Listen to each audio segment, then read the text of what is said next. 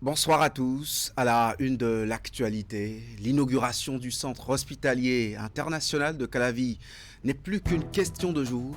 Le ministre de la Santé a fait l'annonce de la mise en service imminente de l'hôpital de référence ce matin même, à la faveur d'une descente sur le chantier de construction. Les travaux sont à leur terme et déjà les dispositions de recrutement de personnel sont évoquées. On sera avec Benjamin Rompati sur le site. L'élite médicale béninoise et tous les médecins pleurent professeur Ezeb Magloire Ali Honou. Des hommages pleuvent à la mémoire du fondateur de la clinique universitaire de gynécologie obstétrique et ancien doyen de la faculté des sciences de la santé de l'Université nationale du Bénin. Un des précurseurs de la médecine au pays, l'homme a tiré sa révérence mardi dernier à 86 ans. À suivre aussi l'ouverture de la réunion de coordination des partenaires techniques et financiers du système d'échange d'énergie électrique ouest-africain. C'est la 42e rencontre du genre entre les 13 pays participants aux travaux de Cotonou cette semaine. Le ministre de la Santé a visité ce matin le site de construction du centre hospitalier international de Calavi. 4 ans après le lancement du chantier, professeur Benjamin Rompati constate l'achèvement des travaux de construction de cet hôpital de référence érigé sur un espace de 16 hectares. L'inauguration officielle est dans quelques jours. À la fin de la visite, le ministre de la Santé était face aux hommes des médias pour un point de presse. L'autorité a rappelé les raisons qui ont poussé à penser à un tel projet d'envergure. Également, il a présenté les différentes spécialités médicales qui se trouvent dans cet hôpital. Benjamin Rompati au micro de Ouliat Sanoussi et Henri Ganti. Le centre hospitalier international de Calavi, qui était jadis un chantier, comme vous pouvez le constater, est devenu un hôpital, là maintenant. Les travaux sont terminés et nous espérons la réception provisoire à la fin de ce mois de juin 2024. Je ne saurais vous cacher ma satisfaction personnelle, celle de toute l'équipe qui a travaillé derrière, et je suis convaincu, celle du chef de l'État qui a partagé sa vision pour le système de santé de notre pays, pour ce défi relevé 4 années après le premier coup de pioche de lancement des travaux auxquels vous avez tous été témoins. Le chic est là et il ouvrira ses portes très bientôt pour le bonheur des patients du Bénin, mais également pour le bonheur de ceux qui viendront de notre sous-région. C'est le lieu également pour moi de rappeler le contexte dans lequel la construction, l'équipement et bientôt la mise en service de ce centre a été décidée. En 2016, au lendemain de sa prise de fonction, le président Patrice Talon, conscient de la situation du système de santé de notre pays, a instruit son gouvernement au fin de réaliser l'audit de tous les hôpitaux du Bénin. La commission mandatée à cet effet avait rapporté que les infrastructures médico-techniques de nos hôpitaux dits de référence ne répondaient pas aux normes attendues pour une prise en charge optimale de nos concitoyens. Elle suggéra alors la construction d'un hôpital de référence avec des équipements médico-techniques de haut niveau qui soient capables de prendre en charge les pathologies les plus complexes qui soient. C'est ainsi que le projet du CHIC a germé. Le CHIC, pour le présenter, est le plus grand hôpital du Bénin et sans doute, sans aucun doute, l'un des plus grands et les mieux équipés de la sous-région.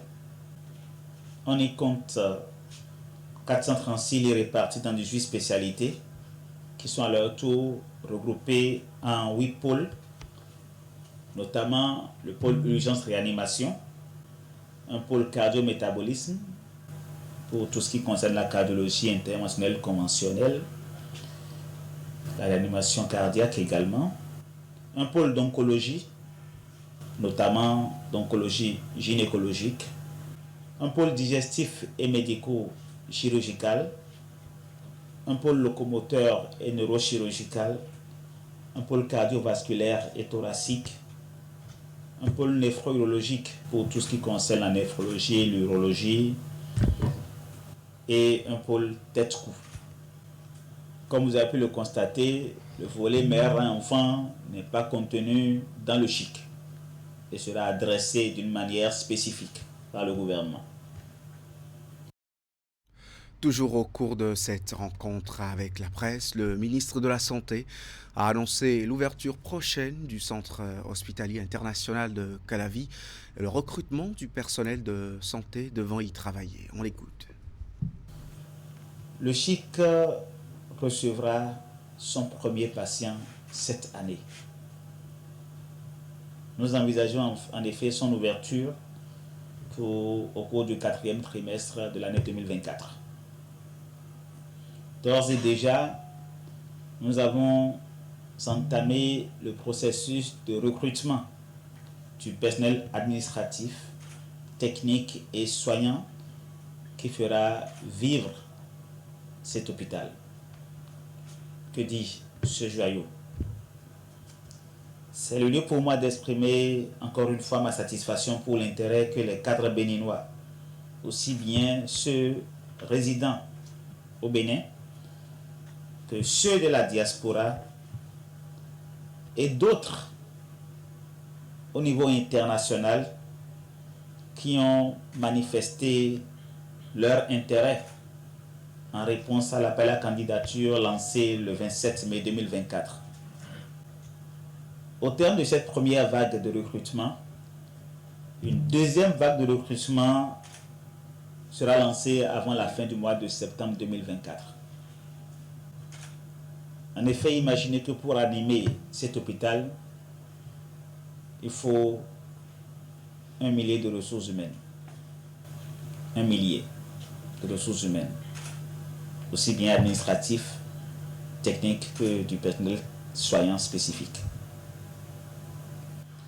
Je ne saurais terminer mes propos liminaires sans souligner que le CHIC est un hôpital public qui sera ouvert à tous les patients qui se trouveraient dans le besoin de recevoir des soins de santé.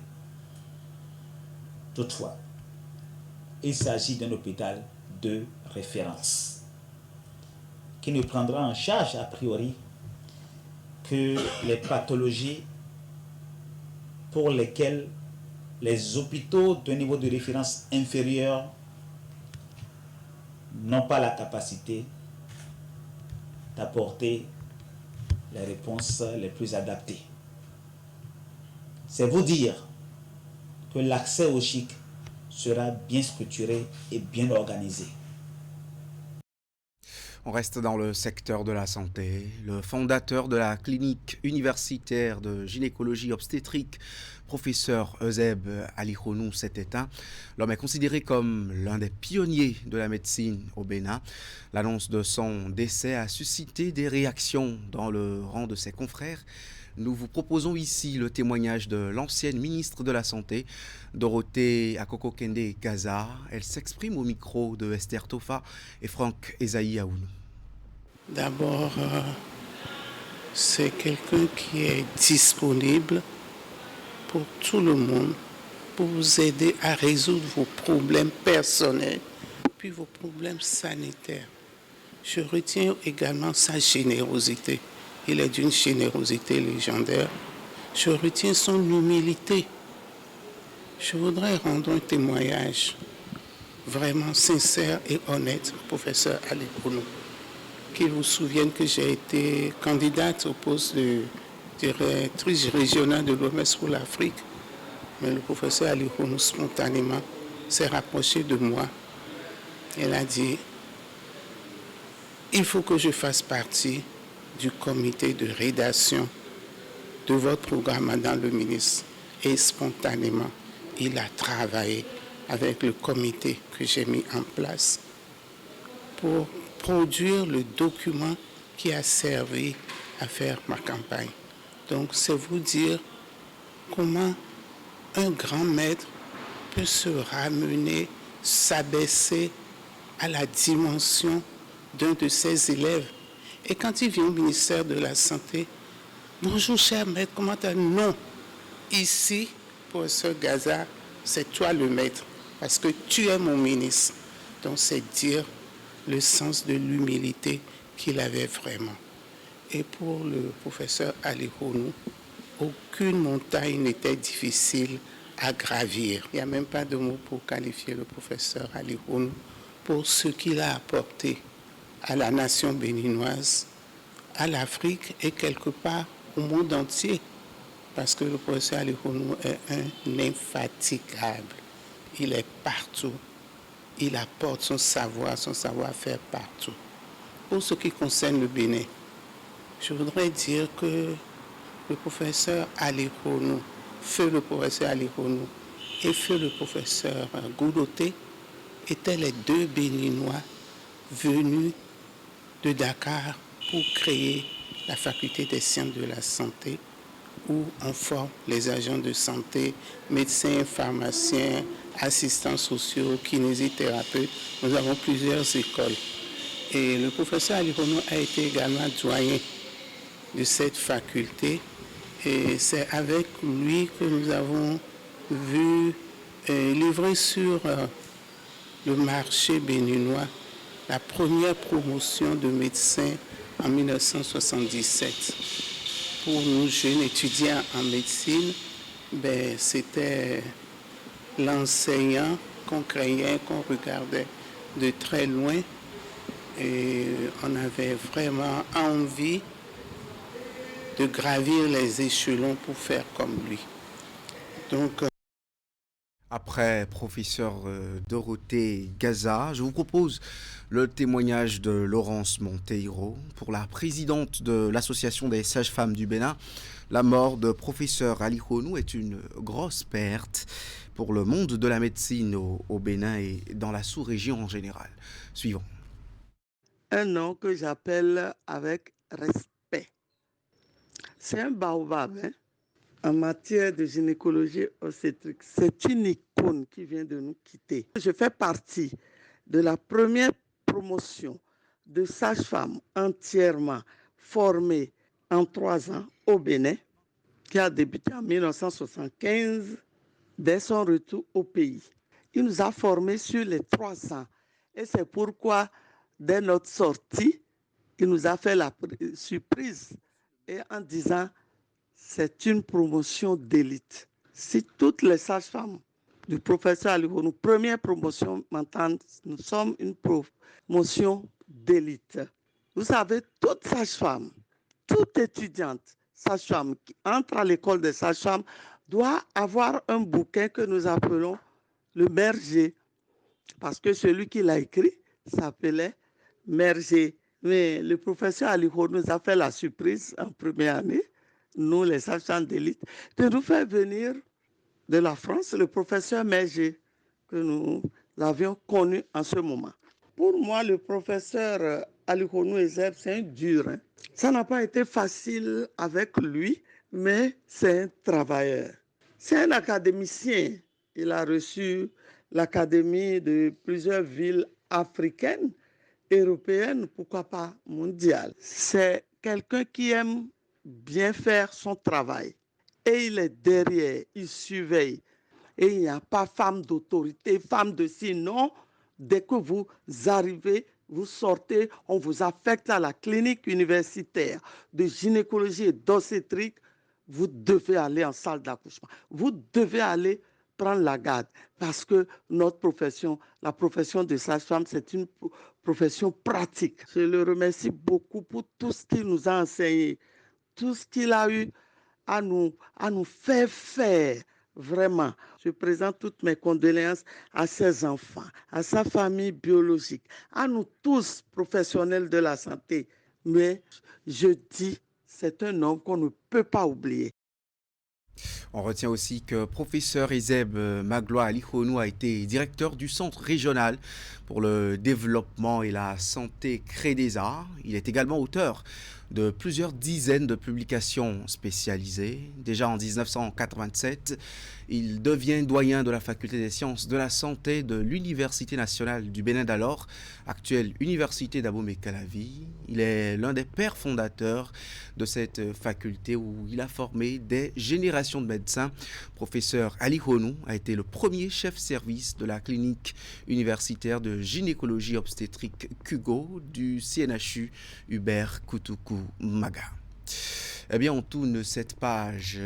Également dans l'actualité, UNICEF Bénin organise un atelier de validation du rapport sur l'analyse du paysage climatique pour les enfants du Bénin, considérant toute l'importance de l'enfant d'aujourd'hui dans le rôle futur qui est le sien dans la société. Le Fonds des Nations Unies pour l'enfance se penche sur son éducation aux enjeux actuels du monde, tels que les changements climatiques. Les adolescents et jeunes ont suivi ces travaux, ayant mis l'accent sur les effets néfastes de ces dérèglements de la planète Terre. Asiongo Kony, Asiongo, pour le compte rendu des travaux de ce matin. Comment préparer les enfants et les jeunes à réfléchir pour être partie intégrante des pistes de solutions pour sortir de la crise climatique? Une préoccupation de l'atelier organisé par l'UNICEF à l'intention des adolescents et des jeunes béninois. L'initiative porte sur les impacts négatifs des changements climatiques sur ces catégories de personnes ainsi que leurs familles et contenue dans un rapport. La crise climatique est une crise des droits de l'enfant. Chaque acteur de la société se doit d'agir pour lutter contre cette crise. Je sais pouvoir compter sur chacun de vous.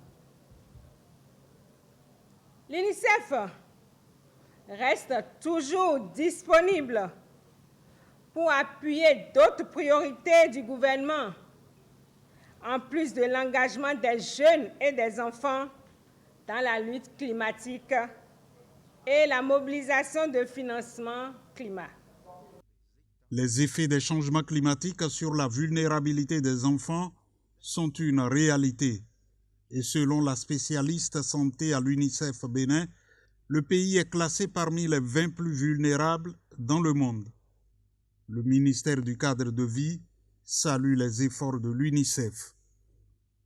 Le travail que l'UNICEF accomplit nous permet d'avoir des jeunes très engagés, formés et équipés pour assurer la relève. Actuellement, ils sont sur le terrain pour des actions post-COP. C'est pourquoi je tiens à exprimer ma profonde gratitude à l'UNICEF pour ses appuis, en particulier l'élaboration du rapport qui sera présenté à la validation au cours de cet atelier. Le document ne se contente pas de dresser seulement un rapport sombre de la situation actuelle. Il offre également une vision en identifiant les opportunités d'action qui se présentent. Il est prévu alors des stratégies d'éducation et de sensibilisation afin d'aider les enfants à comprendre les défis environnementaux auxquels ils sont confrontés et les comportements durables à adopter. La réunion de coordination des partenaires techniques et financiers du système d'échange d'énergie électrique ouest-africain s'est tenue à Cotonou cette semaine. Les réflexions et actions à amorcer vont travailler à une interconnexion des États sur leurs enjeux et défis énergétiques, ceci dans un contexte d'acuité des préoccupations liées à l'énergie dans la sous-région ouest-africaine. Suivons ensemble les précisions. Cotonou accueille la 42e réunion de coordination des partenaires techniques et financiers du West African Power Pool, une réunion du système d'éclairage d'énergie électrique ouest-africain pour discuter et élaborer des stratégies en vue d'objectifs communs. 13 pays de l'Afrique de l'Ouest partagent un réseau électrique pour une interconnexion fiable. Plusieurs objectifs stratégiques clés ont été identifiés. Ces objectifs représentent les domaines prioritaires où nous devons concentrer nos efforts et nos ressources pour maximiser notre impact et atteindre nos ambitions. Le WAP a besoin de la collaboration des partenaires techniques et financiers pour promouvoir les infrastructures et échanges énergétiques, a laissé entendre le président du conseil exécutif, Souley Ahmed Abdoulaziz. Il a ajouté qu'il s'agit aujourd'hui de montrer les projets, les défis, le parcours pour avancer vers la vision commune du WAP. Le commissaire en charge des infrastructures, énergie et digitalisation a mis l'accent sur une préoccupation, celle d'assurer un taux appréciable d'échange des transactions frontalières d'énergie électrique. Une production suffisante couplée d'interconnexions sont des gages pour assurer une qualité de service, une disponibilité, un fort taux d'accès et avoir des tarifs compétitifs ou des tarifs tout simplement réduits. Sédiko Douka va poursuivre pour inviter les partenaires techniques et financiers à continuer d'accorder leur confiance et apporter leur contribution. Toutes choses sans lesquelles le WAP ne peut poursuivre avec détermination sa marche vers ses ultimes objectifs. L'air est désormais mesuré et analysé dans l'enceinte portuaire et bien au-delà, ceci grâce à la mise en place d'un système de mesure de la qualité de l'air au port autonome de Cotonou et ses environs. 17 capteurs et 7 jauges ON sont installés un peu partout au port. Ces outils vont déceler le niveau de pollution, mesurer et analyser la qualité de l'air dans cette zone. Le port de Cotonou est soutenu dans sa démarche d'harmonisation avec les normes environnementales en cette matière par l'Agence belge de développement Enabel. Voici le reportage de Ouliat Sanoussi. Reperché sur cet engin, Jérôme De Waal, responsable de AirScan, une structure spécialisée dans la mesure et l'amélioration de la qualité de l'air, change les capteurs de l'un des dispositifs de mesure et d'analyse de la qualité de l'air au port de Cotonou. C'est dans le cadre de la campagne qui dure 3 mois et qui permet de mesurer la qualité de l'air dans l'enceinte portuaire et ses environs. Un projet pour lequel le port bénéficie de l'appui de l'Agence belge de développement Enabel. L'objectif de la mesure dans le port de Cotonou, c'est de concilier écologie, environnement et santé, parce que le port, il est évidemment juste à côté de la ville. Un port, ça émet des gaz à effet de serre, forcément. Et donc, le projet portuaire qui mesure donc la qualité de l'air a comme objectif de définir à terme des politiques environnementales qui permettent de rendre le port plus durable et donc de le mettre en fait dans la tête du peloton au niveau des ports qui sont durables en Afrique. Alors, on a installé 17 capteurs qui sont répartis sur tout le territoire du port, mais également dans la ville, pour voir jusqu'où va la pollution du port, est-ce qu'on a l'impact dans la ville. Donc ça, c'est un. Et puis, il y a également 7 jauges ON qui sont installées, qui sont des bouteilles qui collectent les retombées atmosphériques et les poussières de l'air et qui sont analysées en labo. Ces 17 capteurs et 7 jauges ON permettent de mesurer une série de gaz que sont le monoxyde de carbone, le dioxyde de soufre, l'ozone et le dioxyde d'azote. Ces gaz qui sont inhalés au quotidien par les agents et usagers du port peuvent être source de diverses maladies si des précautions ne sont pas prises. Pour le moment, c'est l'entreprise qui gère d'abord et à la fin de leur contrat, le port va prendre à charge et ça va rester durable. Le port est en train de prendre déjà la main, le service environnement, et nous avons des points focaux qui sont déjà formés nous avons déjà accès à la plateforme Kuna Cloud. On va à chaque fois sur le site pour voir l'évolution des particules. Pour le moment, nous sommes en dessous du seuil. Le port de Cotonou étant respectueux des normes environnementales, cette campagne vise à analyser ces gaz afin d'agir sur les polluants pour rendre l'environnement portuaire plus sain et durable. La prise en compte de la problématique environnementale dans le secteur portuaire est une priorité pour Enabel. Entre 2019 et 2023, nous avons initié, dans le cadre du projet Passeport 1, une activité qui concernait donc la mise en place d'un système de mesure permanent de la qualité de l'air. Et nous sommes en train de poursuivre cette activité aujourd'hui, en juin 2024, dans le cadre du projet ProPort qui est financé par l'Union européenne. Le port de Cotonou, avec notre appui, avec l'appui d'Enabel, a été certifié Écoport. Dans ce cadre-là, ça veut dire que le port de Cotonou doit se préoccuper de tous les aspects de la problématique environnementale et doit notamment se préoccuper de mesurer, de connaître et de suivre toutes les caractéristiques qui sont liées à la pollution.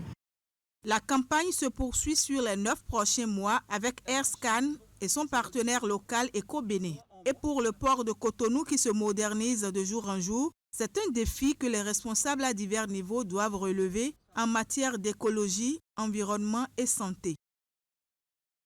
Droits humains maintenant dans cette édition. La communauté internationale célèbre aujourd'hui la Journée mondiale des réfugiés. À cette occasion du 20 juin de chaque année, et sacrifiant d'ailleurs à la tradition, le ministre de l'Intérieur et de la Sécurité publique a délivré un message aux Béninois. Alassane Seydou est au micro de Hugues Vignigbe et Jocelyn Bariga. Béninoises, Béninois, chers compatriotes, demain 20 juin 2024, comme chaque année, notre pays, le Bénin, célèbre à l'instar de la communauté internationale la Journée mondiale du réfugié.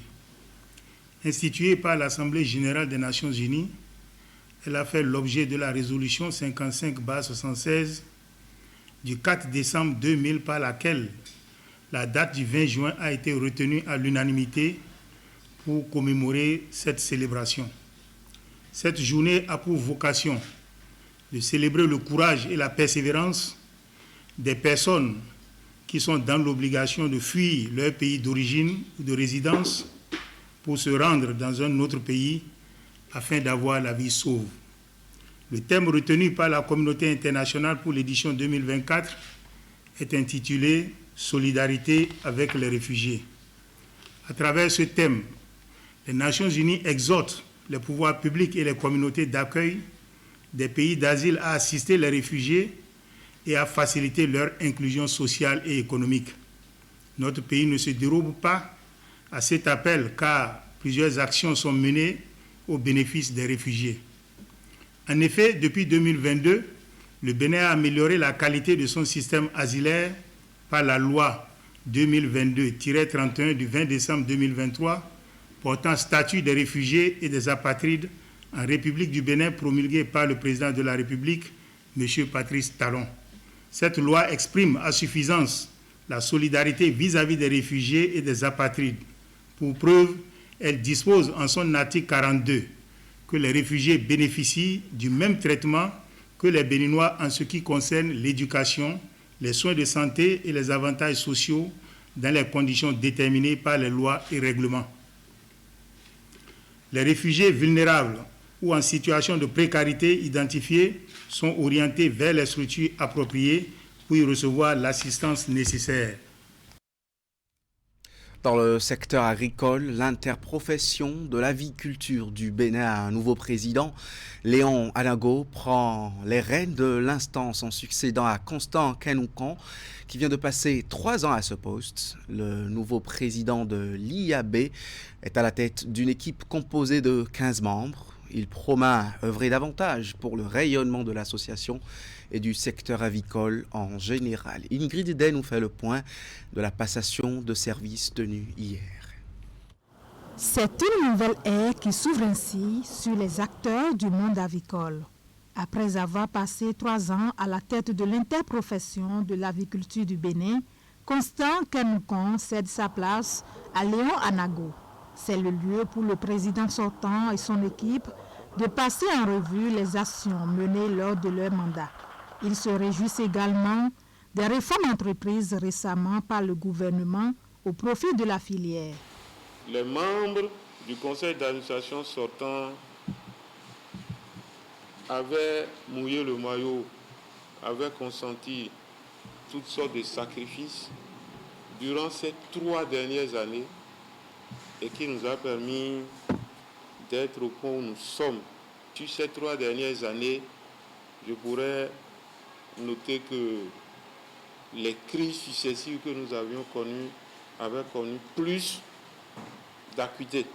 Donc je vous convie à la tâche en vous souhaitant encore beaucoup de courage et de mouiller sérieusement le maillot aux côtés de ce conseil d'administration. Désormais président de la 4e mandature de l'interprofession de l'aviculture du Bénin, Léon Anago mesure la portée de cette mission. Un défi qu'il compte relever avec le concours de son équipe. Un coin de voile est levé sur les premières actions inscrites dans le programme d'action du nouveau conseil d'administration. Je place mon mandat sous le signe d'une interprofession crédible, dynamique et qui développe des résultats d'affaires avec la préservation équilibrée des intérêts de tous les maillons, rendant les services performants aux membres pour l'épanouissement du secteur d'activité avicole. Il me plaît d'appeler notre attention sur quelques défis urgents auxquels nous devons nous attaquer dès les prochaines semaines. Il s'agit de la proposition et la mise en œuvre d'actions concrètes visant le développement de la production avicole locale, en l'occurrence pour la substitution à l'importation de viande congelée. Léon Anago est à la tête d'une équipe composée de 15 membres. C'est donc parti pour un mandat de 3 ans avec beaucoup de défis à relever pour le développement du secteur. Pour finir maintenant, GJS Lab et la Société nationale de mécanisation agricole Sonama se donnent la main pour la révolution agricole visée comme objectif au Bénin.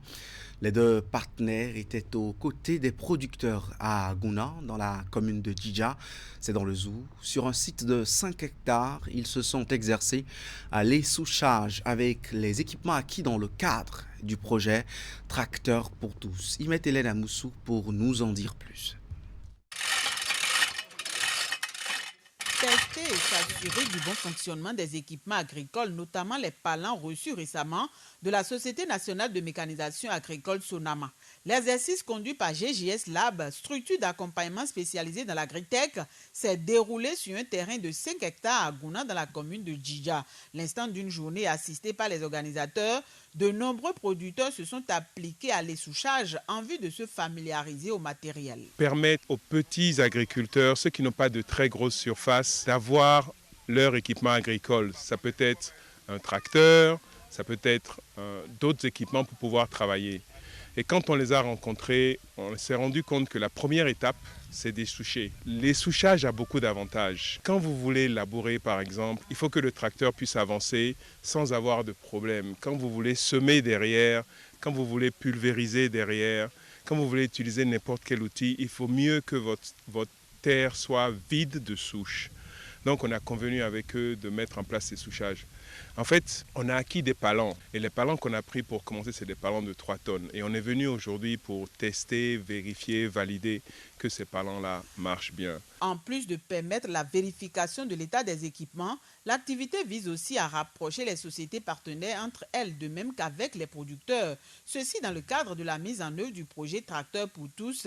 L'initiative a conduit à la mécanisation de l'agriculture au Bénin en introduisant plus de 2000 tracteurs polyvalents et performants au profit de 50 000 exploitants agricoles d'ici 2030. Ce projet, qui est présentement dans sa phase opérationnelle, a commencé il y a peu et il se déroule dans les départements de Zou, Colline, Koufo et dans le Borgou. Depuis le lancement de ce projet en mars dernier, nous avons déjà abattu un travail considérable grâce aux 25 palans que nous avons reçus de la Sonama. Ces palans nous ont vraiment été utiles pour dessoucher des terres. Plus de 1000 hectares défrichés, mais 600 hectares sont déjà dessouchés. Mais également, nous avons comme vision de créer de l'emploi, plus de 130 000 emplois, soit 30 000 directs et pourquoi pas 100 000 indirects. Exprimant sa satisfaction quant aux avancées enregistrées depuis le démarrage du projet, la chargée de communication de GJS Lab a aussi souligné quelques difficultés rencontrées. Elles ont trait à l'instabilité des palans et leur faible capacité. Cornélie Azon a également levé un coin de voile sur les perspectives. Merci d'avoir suivi ce journal. Agréable soirée à tous.